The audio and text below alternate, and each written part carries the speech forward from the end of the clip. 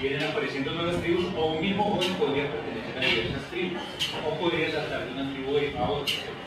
Podría dejar de ser gótico y pasar a ser punquero, o pasar, digamos, a una u otra tribu para, digamos, reconfigurar su identidad.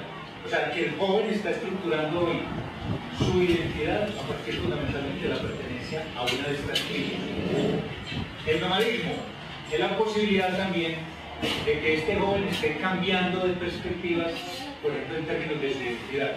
O sea, es un joven nómada, es un joven que está saltando de una tribu a otra, es un joven que está cambiando de gustos, es un joven que tiene distintas alternativas de vida, distintos proyectos de vida. Hoy podría estar pensando hacer una carrera, mañana otra, o que podría combinar dos carreras. Es decir, eso es lo que se llama el nomadismo. O que podría pensar que hoy día está en Colombia, mañana está en Alemania, pasado mañana estará en Argentina, haciendo una maestría, haciendo un doctorado o haciendo otros estudios. Como por ejemplo venimos viendo recientemente, incluso acá en un contexto muy cercano a nosotros. Es decir, nomadismo es, yo estoy transitando de una cosa a otra, estoy pasando de una cosa a otra, estoy cambiando permanentemente, estoy mutando, la mutación, en términos de identidad, en términos de gustos, en términos de estudios, en términos de proyecto de vida. El otro rasgo que decía yo ahora, el asunto del hedonismo o de lo dionisíaco. Es un joven que piensa más en el instante, es un joven que disfruta el aquí y el ahora, es un joven que de pronto no tiene grandes proyectos de futuro, es un joven que, a diferencia, por ejemplo, de su padre, que pensaba en vincularse a un trabajo y tener allí, vivir allí toda su vida y tener una jubilación, para disfrutar al final de sus días de una jubilación. De pronto ese joven de hoy, ese joven hedonista, que disfruta el instante, está pensando más en el aquí, en el ahora. Es decir, de pronto no tiene tan claramente un proyecto de largo plazo, a 30 o 40 años. O sea, no está pensando en 30 o 40 años qué va a hacer, sino qué voy a hacer en el hoy, qué voy a hacer en el instante, cómo voy a gozar del hoy y cómo voy a gozar del instante. Entonces es un joven también, evidentemente, hedonista, que está buscando el goce y que está buscando más el placer. Mientras sus padres, en esa perspectiva de futuro, se preocupaban, por ejemplo, por el trabajo, por el esfuerzo, por la disciplina, por el ahorro, porque tenían que formar una familia, entonces para eso había que ahorrar, había que disciplinarse, había que pensar en el futuro, cosas que este joven de hoy quizás le preocupan menos. Entonces es un joven hedonista, del instante, del aquí y el ahora. Es un joven también que por las redes sociales o a través de las redes sociales empieza a reconfigurar su identidad. Recientemente en un artículo del Tiempo se planteaba como un joven gay que tiene un perfil en Facebook, tenía tres identidades: su identidad como gay, su identidad como mujer y su identidad para relacionarse con sus amigos. ¿Eso qué quiere decir? Que la red social permite que los jóvenes no tengan ya una única identidad. Es decir, como si usted dijera yo soy X persona que tengo una identidad fija, estable, tengo una identidad sexual estable, tengo unos amigos que son más o menos estables. No, ya este joven puede fragmentar su identidad a través de la red. Sus perfiles en Facebook, sus perfiles en Twitter, la posibilidad de armar blogs, o sea, estar metido en las redes sociales, le permiten tener, digamos, una identidad múltiple. O sea, él es una persona plural. No es la misma identidad fija, sino que es una persona plural. Incluso puede manejar de una manera muy particular esas tres identidades. En este artículo del Tiempo, este joven mostraba cómo él tenía que estar permanentemente atento a que esas identidades plurales que él tenía no fueran a cruzarse. Entonces podía manejar, digamos, tres identidades al tiempo, pero tres identidades a través de la red. O hay distintas formas, por ejemplo, que ustedes conocen también a través de la red, que les permiten a los jóvenes, por ejemplo, vivir vidas imaginarias. MySpace, Second Life, distintos mecanismos que en la red le permiten a usted tener una identidad virtual. Aparte de la identidad real, usted puede tener una identidad virtual.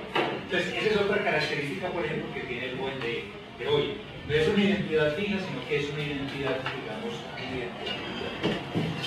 Hay que decir otra cosa un poco como para finalizar esas características de eso que se llama la sociedad de hoy, la sociedad postmoderna. Incluso los adultos pretenden hoy ser jóvenes. Hay una tendencia a lo que se llama la juvenilización. Hay un arquetipo de la sociedad contemporánea que es la juvenilización. Incluso el viejo quiere ser joven. El viejo no quiere envejecer. Técnicas corporales de reconstrucción del cuerpo, cirugías estéticas, trabajo sobre el cuerpo, cremas, aditamentos que permiten trabajar sobre el cuerpo, modas juvenilizantes que le permiten al viejo tratar de posar de joven. Eso quiere decir que el gran arquetipo que está manejando la sociedad de hoy es el arquetipo de la juventud eterna, el adolescente eterno. Vivimos una sociedad donde el gran paradigma es ser un adolescente eterno a pesar de que pasen los años. Y entonces ahí están todas las técnicas corporales para reconfigurar el cuerpo. Pero esto sobre todo habría que aplicárselo al adulto mayor que trata de no envejecer, que trata de posar de joven, que trata de tener actitudes de joven y entonces evitar el paso de los años y el envejecimiento. Ese es un gran arquetipo de la sociedad, el adolescente eterno, en torno al cual se reconfigura entonces también la vida de todas las personas, pero sobre todo la vida de los adultos mayores. En ese sentido, digamos, hay un gran culto a la juventud en la sociedad de hoy, un culto a lo joven, un culto al no envejecer, un culto a mantener el cuerpo, digamos, como un cuerpo que no sufre el paso de los años.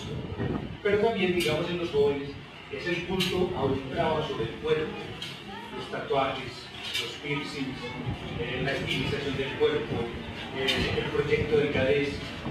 El proyecto del Gadez es decir, tener una figura estilizada, una figura estereotipada, que es la que nos venden los medios de comunicación. El proyecto del Gadez, que fue muy importante en otra época, cuando se mostraba cómo las jóvenes y los jóvenes estaban entrando en el proceso de anorexia y bulimia para conseguir conservar una figura perfecta, estéticamente perfecta, estéticamente acorde con un modelo de delgadez que era el que decían los medios de comunicación y que era el que decía la moda. Entonces eso es lo que llamaríamos el trabajo sobre el cuerpo, al cual la sociedad cada vez más estuvo confinando a los jóvenes.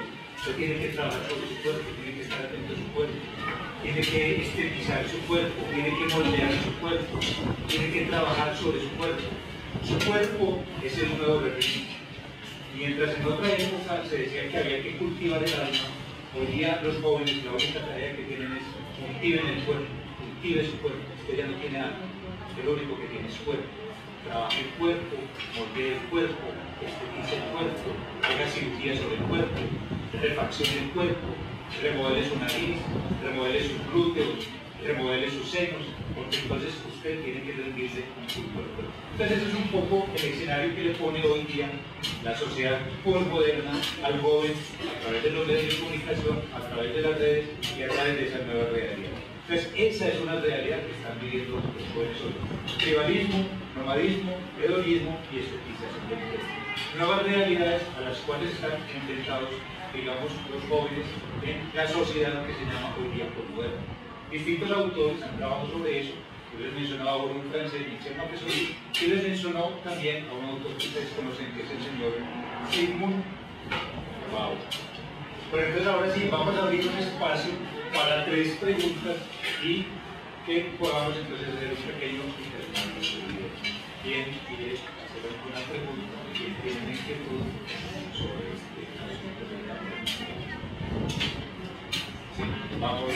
Bueno, se dice que a través de la historia de la juventud se llega al cultivo y al cultivo del cuerpo. Entonces el adulto siempre quiere un joven, pero joven no solamente involucra, pues hay que mirar también de que el joven, porque ser joven también de una u otra forma involucra una parte de la responsabilidad, es decir, el joven como tal no asume la responsabilidad que viene porque no es un adulto. Entonces mirar desde qué punto el adulto quiere hacer adulto para volver a ser joven, desde qué punto quiere desligar sus responsabilidades. Y de una u otra forma esto proceso de mencioné antes, porque el hecho de que un papá o una mamá que quieran dejar de ser adultos para volver a cumplir, es decir, para volver a tratarnos de joven, desliga una responsabilidad y autoridad sobre ser un adolescente, y un adolescente que necesita de una u otra forma autoridad porque es lo que va a definir su carácter una vez siendo adulto. Entonces, ¿de qué manera puede perjudicar que los papás adultos quieran ser otra vez adolescentes con los adolescentes? Que no es, o sea, que el adolescente en un adulto no le permita ejercer la autoridad que tiene como porque eso cuando el adolescente ejerce y ya pasa a ser un adulto va a tener consecuencias para sus hijos.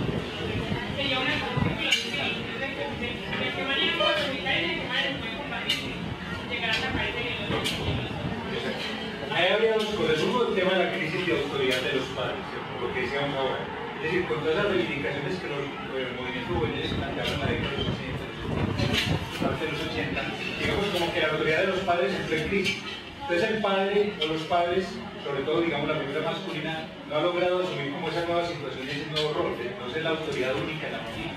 Entonces de alguna manera su respuesta, por ejemplo, frente a esa crisis de autoridad es tratar de irresponsabilizarse en un cierto sentido, tratando de, digamos, recuperar un poco ese ámbito de lo juvenil. O sea, que lo irresponsabiliza en un cierto sentido y lo saca de su rol de tener que ejercer autoridad, de tener que formar a su hijo, y aparentemente esa nueva adolescencia que él trata de vivir le permitiría supuestamente una nueva comunicación con él. Pero ahí lo que él no reconoce, lo que no se da cuenta es que precisamente está deshaciendo su función de autoridad.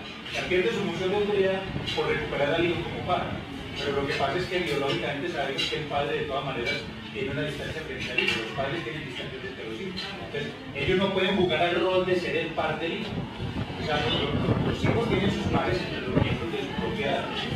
Entonces, claro, el efecto que vos decís de irresponsabilizar al adulto es una de las consecuencias más graves, digamos, de ese tipo de autoridad.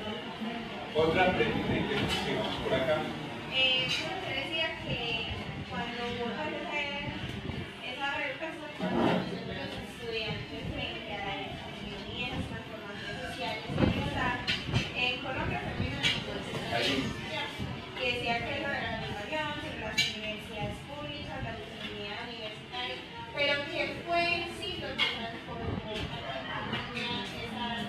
ese movimiento, esos cambios. Lo que transformó, diría yo, fue la mentalidad de la gente. Sobre todo porque aparecieron todos esos movimientos de izquierda, todos estos movimientos contestatarios, todos estos movimientos que pedían cambios incluso en la vida cotidiana, que yo les decía. Entonces los jóvenes adquirieron mucho protagonismo político. O sea, las universidades los jóvenes tenían ideas políticas, debatían muchas ideas políticas. No de los partidos tradicionales, sino de esas concepciones de izquierda, que querían cambiar el mundo, cambiar la vida. Otra de las consignas, por ejemplo, de los movimientos en esa época, hay que cambiar el mundo, hay que cambiar la vida. Estaban inconformes con la vida que tenían. ¿Cierto? Entonces querían cambiar el mundo, cambiar la vida, cambiar su forma de ser inclusiva. Entonces, digamos, la consecuencia que tuvo inicialmente fue esa, es decir, que esos jóvenes eran muy politizados, tuvieron una expresión política muy fuerte en las universidades públicas, tuvieron ideas de izquierda, conformaron grupos de izquierda, organizaciones de izquierda, y muchos de ellos, digamos, se ligaron a muchos de esos movimientos de izquierda. Entonces yo diría que fue una juventud que en ese momento fue muy politizada y que cambió muchas de sus actitudes cotidianas. Por ejemplo, ya no pensaban tanto en el matrimonio, sino que pensaban que las relaciones sexuales, las relaciones de pareja se podían hacer por fuera de la institución matrimonial. Por ejemplo, establecían ya, o se vinculaban, por ejemplo, a organizaciones políticas, con fines políticos, del toma del poder político, del control de la sociedad. Entonces, digamos que esa fue la consecuencia más inmediata y más obvia de lo que ocurrió. Dale, Freddy. Bueno, que usted decía que en ese momento los jóvenes pretendían tomar el poder. Sí, pero la conté que nos dieron fue cambiar cosas de la vida cotidiana. Más no llegaron a su objetivo como tal, que era hacer parte de ese poder. ¿Cuáles podrían ser como algunas de las causas? El no haber tomado el poder tuvo que ver precisamente con que la generación adulta no estaba dispuesta a ceder el poder. Es decir, los adultos de esa época, los que tenían el poder político y el poder económico y el poder social, no estaban dispuestos a cederles el poder a los jóvenes. Muchas veces le decimos a los jóvenes que ellos son el futuro, que ellos son los que son la nueva oportunidad para la sociedad, pero el adulto a veces no quiere ceder ese poder. Lo que pasó precisamente con los estados en esa época, manejados por adultos, era que no querían ceder ese poder. Entonces, definitivamente no permitieron que los jóvenes realmente tomaran, asumieran las riendas de la dirección de la sociedad y asumieran las riendas de la sociedad. Por acá. Bueno, entonces